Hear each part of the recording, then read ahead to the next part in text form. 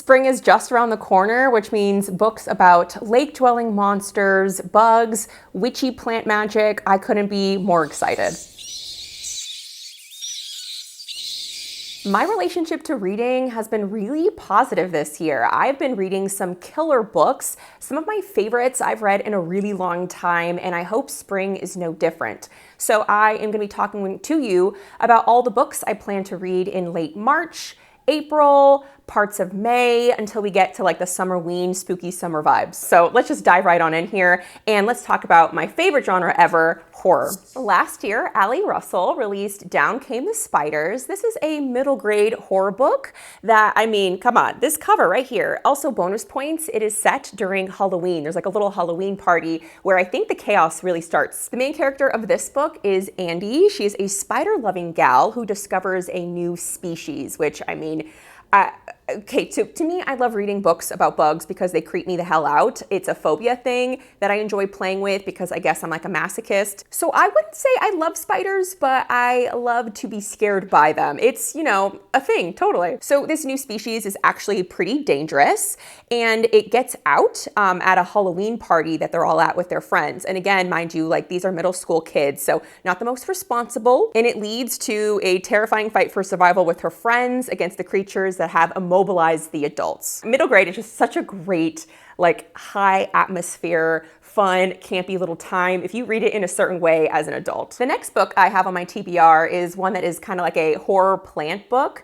And you can find this one on Kindle Unlimited for free if you have a subscription. I always have a goal, at least once a month. I want to knock off one full book on KU that I've read. Really just like rationalize that subscription. It Came from the Flower Shop Down Under is part of a series and it blends retro 70s culture, black humor, so I'll get a laugh out of this, and supernatural horror in a story about a small Australian town where a flower shop unleashes a deadly, monstrous force. Honestly, that's all I need to know about this book. I just hope it's written well because on KU, you really never know what you're gonna get. Moving on to romance, I have 3 on my seasonal TBR.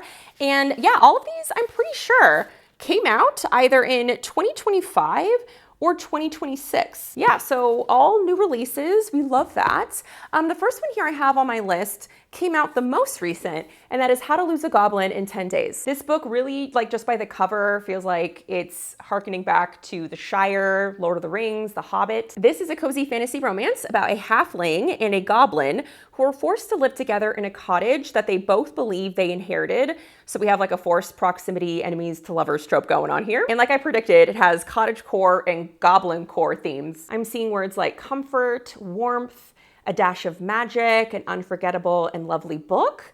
So it sounds promising. It sounds exactly what I would really love to rereading while I'm out at the park, laying out on a little picnic blanket and just like enjoying the scenery. Violet Thistleway is not a villain anymore has a very gorgeous cover. I mean, that's how you get me. You just have to have a good cover and I'm in like 50% of the way. This is another cozy fantasy romance about a former dark sorcerer's right-hand witch who tries to start a new good life in a small town. So trying to turn over a new leaf. But some things are getting in her way because you have a grumpy alchemist who she's forced to team up with to save the community from a magical plague. I do enjoy forced proximity as a trope. I love the enemies to lovers because I think the trajectory of that emotional connection that we're a part of, we're witnessing, is so satisfying when you go from like one end of the spectrum to the other. A Tale of Mirth and Magic is actually the only fiction book in this entire stack that I own. I never go to Barnes & Noble, but there was a time I did recently and I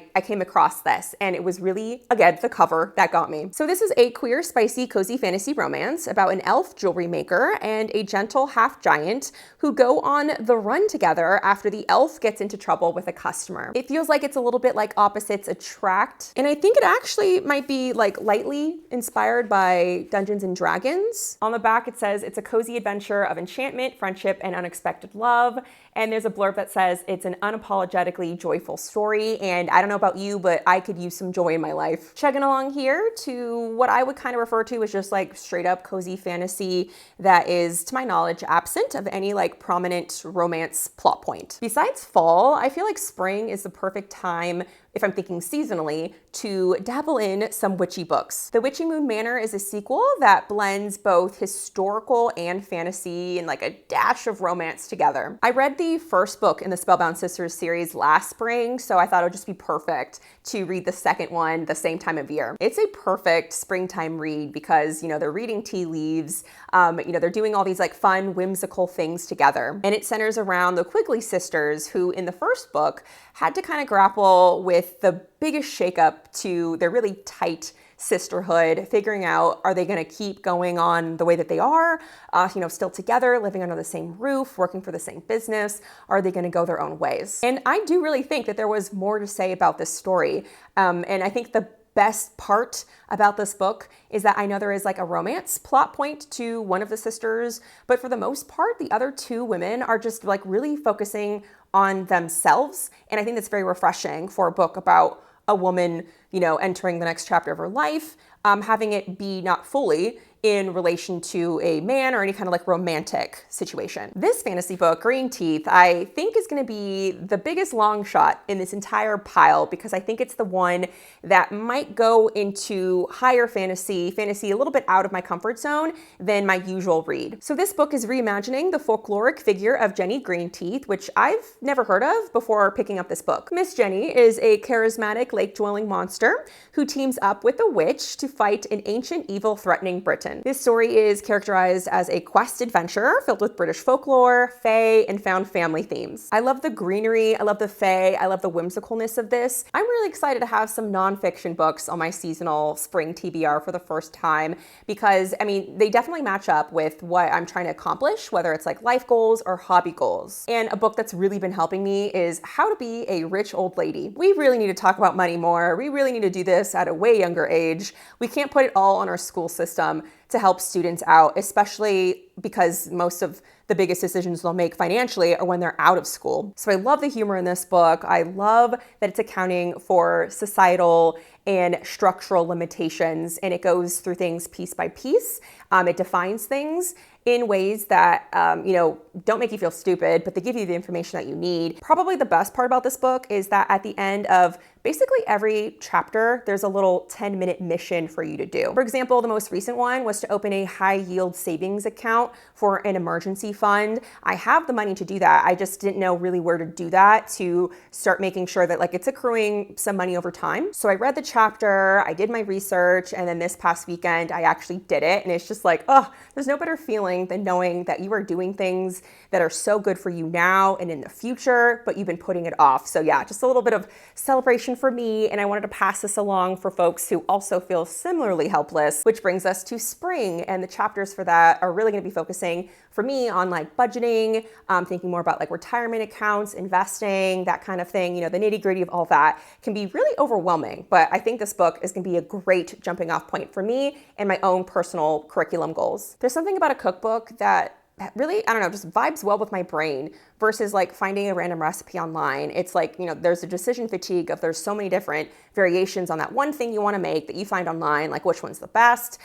Sometimes people on there, anybody can literally write a recipe. So there's just something about a cookbook, whether it is the way it's laid out, the way it's explained, the fact that somebody is kind of the expert on that, presumably. It helps my decision fatigue to have it all in one place, having only one option. I love some constraints for my brain. And it feels there's a little bit of a vetting process in here that helps me, at least psychologically, feel like I'm making a good decision about what I'm cooking up in my kitchen. Floral Libations and then Floral Provisions are two cookbooks made by the same author. And basically just a cookbook where you're adding in botanicals, floral, whether it's dried, fresh, into drinks, beverages. Think lavender, hibiscus, rose, calendula, chamomile. I'm trying to remember them all, but I could just open the book and find out. I'll just start listing off some things here. There is a garden party layer cake. There is a chamomile chocolate pumpkin bread.